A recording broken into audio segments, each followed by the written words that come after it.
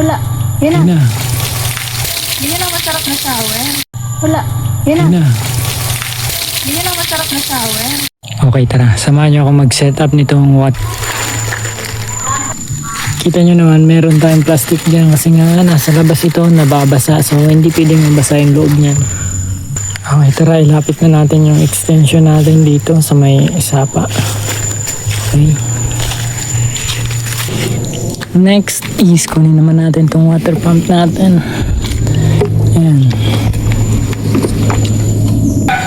Dadalhin natin siya kung saan doon sa may sapa mismo na may tubig.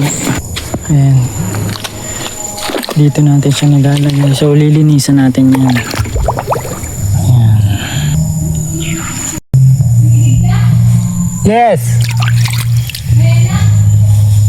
Oo. Ito yung linisan niya. Ito, malinaw na. Ito yung papasok niya.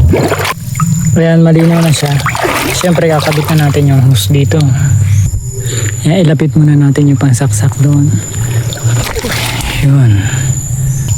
Siyempre, kakabit na natin to. Ayan. Diyan.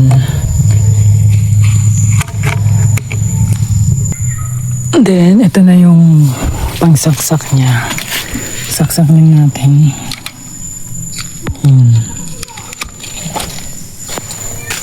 May di kalayuan pala yan, almost 25 meters.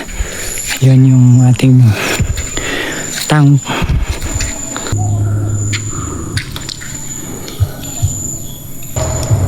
Ito yung extension.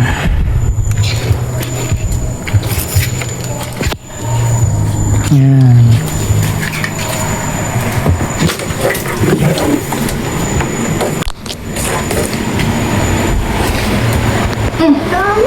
Nagbibidyo? Uy, give tayo ng tubig. Yung... Ayan na, pumasok na yung tubig. At ayan pa lang siya.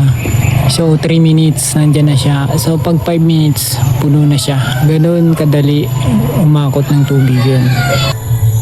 At ayan na, malapit na siyang mapuno.